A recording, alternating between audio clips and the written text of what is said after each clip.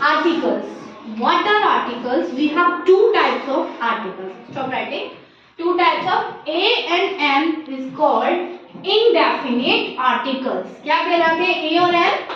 Indefinite. Indefinite जैसा आपको name से ही पता चल रहा है, जो कि निश्चित नहीं है, ठीक है।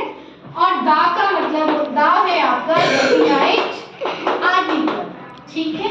अब इंडेफिनिट अनिश्चित का मतलब है कि ए और एन दोनों का बेसिक मतलब है वन। अब वो वन कोई भी हो सकती है, बेसिक वन थिंग के आगे लगाते हैं हम, वो वन कोई भी हो सकती है, निश्चित नहीं है, वो पर्टिकुलर भी नहीं है, तो इसलिए इन दोनों को हम क्या कहते हैं? Indefinite article.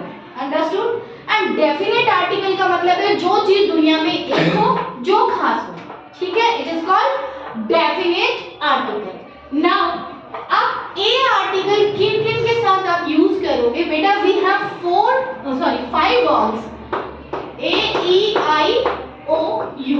अब इसको ध्यान से समझ लीजिए, हमारे पास कितने वॉवल्स हैं बेटा? 5 हैं। ए की साउंड जो है वो ए होनी चाहिए और इसकी भी ए होनी चाहिए। ई की साउंड ई ही है और ओ की साउंड जैसे ओ की साउंड ओ और यू की साउंड अस होनी चाहिए। तो जिन जिन के साथ में ये साउंड्स हो रहे हैं ए ई आई ओ यू, उन सब के आगे क्या यूज करोगे? एम। लेकिन शर्त क्या है? एक ही थिंग होनी चाहिए। बॉल्स के आगे एम नहीं आएगा, ठीक है। बॉल्स के आगे ए भी नहीं आएगा, ऑरेंजेस के आगे ए नहीं एम नहीं आएगा।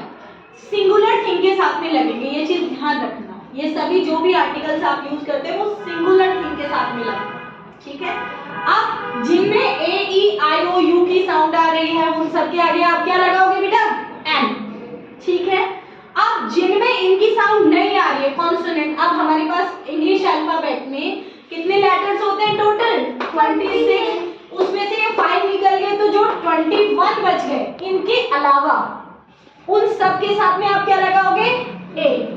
याद रह जाएगा, उन सब के साथ में हमें क्या लगाना है? ए। अब बाकी अब देखो, जैसे मैंने लिखा आर, अब यहाँ पे एक्स साइलेंट है, ठीक है।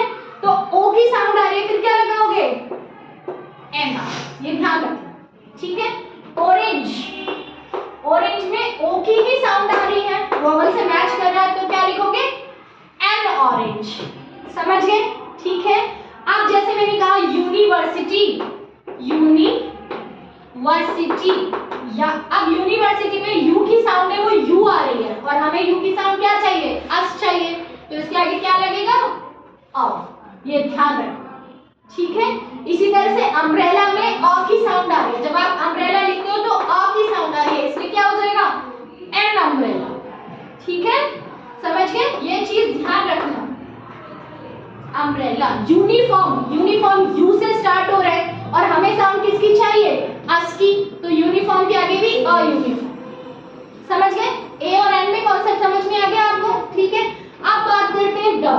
द है आपका डेफिनेट आर्टिकल जो पर्टिकुलर थिंग्स के साथ में लगता है, जैसे कोई भी पर्टिकुलर नाउन। जैसे आप कोई स्टोरी नरेट कर रहे हो, स्टॉप राइटिंग शिवांश, जैसे आपने क्रो के बारे में स्टोरी लिख दी, ठीक है। तो जब आपने लिखा there was a thirsty crow, ठीक है। अब जब नेक्स्ट लाइन आप स्टार्ट करेंगे तो द क्रो वाज थर्स्टी, या the crow was searching for food, the crow was searching for water. समझ में आ गया? जब एक पर्टिकुलर थिंग की आप बात कर चुके हो, बाद में उसके बारे में बात कर रहे हो, जैसे आपने किसी मैन के बारे में लिखा तो जब बाद में दोबारा उसी मैन के बारे में लाइन आएगी तो क्या लगा दोगे आप? The, because it was not particular.